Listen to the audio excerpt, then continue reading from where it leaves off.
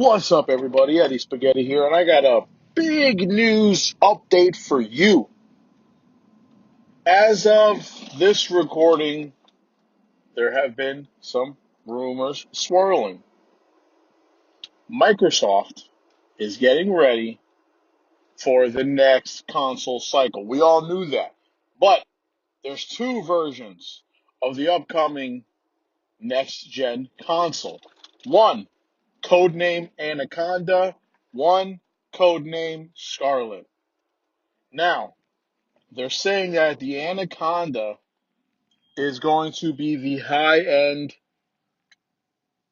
console. So I would imagine that console is going to be the one that's going to hit true 4K, 60 frames per second, all games. I don't know what else. Me personally, I would hope for 4K 120. We're going to get the HDMI 2.1. I believe that's going to be able to handle 4K at 120 hertz, possibly, but at a standard, at least every game to run at 60 would be a big step forward. Um, but the Anaconda is going to cost a lot. It's going to be the high-end console. Now, the Scarlet is going to be the lower end model of the second generation. Basically, the Xbox One X to the Xbox One S. It's it's going to be their alternative to those who are just more casual gamers. They play a few games a year. They don't need the highest and greatest visual 4K whatever. So I would imagine it would be on the scale of like the S towards the X, where the S will upscale movies to 4K. It might give a little bit of a visual upgrade to certain games, but look good for what it is. Whereas the Xbox One X is running true 4K at 60, depending on what games. Me personally don't know what I would want more in the Anaconda, but that's not that. We're not going to get into that. Sorry, I'm going all over the place, guys. Now, I said four. That was just two. Next year, Microsoft is planning on releasing two consoles. One is going to be a diskless drive, diskless Xbox console. Sorry, got tongue tied there. The second is going to be a cheaper Xbox One S version, redesigned, new to where it can handle what's going on now, but more cost effective, which is great. I mean, you can get the Xbox One S, I believe, for already 250. Is it probably 200 now? I believe with like the holiday promotions. So imagine something that's going to stay at that price point.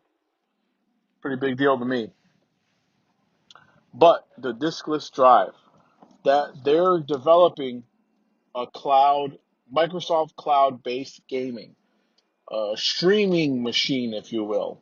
Stream games from the cloud to your new console that only will play these games. Now, I would imagine you can also go to participating stores.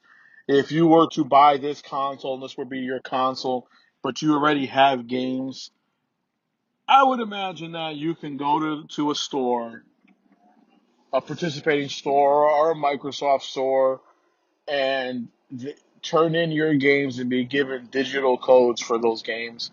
So then you can have these games on your hard drive, on your console, or on the cloud. That is what I would imagine. I would doubt that they would turn their backs on existing customers and their game purchases. Or maybe once you sign into the console, it'll recognize that you have these games on your hard drive, save games or whatever, and they'll give you the option to download them. I don't know, but there's so much to be explored here. It's a good time to be an Xbox gamer. Um, we got a lot coming forward. I mean, yeah, PlayStation 5, they got their thing going too, but not as much as Microsoft. Microsoft started off bad. Their whole conference seemed like it was a glorified cable box versus being an actual gaming console.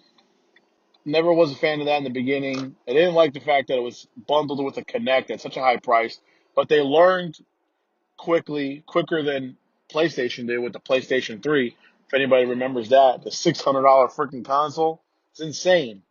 Now imagine what PlayStation 5 is going to be. Imagine what the Xbox Project Anaconda is going to be. I'm telling you right now, these consoles are going to be a minimum of $500. And that's the thing, being as these consoles are slowly catching up to PC, you want better graphics, you want better performance on your console, you got to realize that you got to pay for it. So I'm saying it right now, the Anaconda probably going to be 500 and the PlayStation 5 599. That's what I'm guessing because I know Xbox needs to start off with a win. They need to start off with a solid opening in the next console generation, and that's a good step right there. Developing a console that's going to be more, you know, cost effective for not only Microsoft but for the fans. But don't expect nothing below 500 unless, of course, you go with a Project Scarlet variant, which I would imagine would probably be 350. Would be my guess. 350. It's probably going to play at 1080p, 60 frames per second. It'll probably have a 4K disk drive, just like the S did. I don't think that's something that they're going to drop off. Not now. So that's what we're looking at. That's what I'm thinking we're going to see here.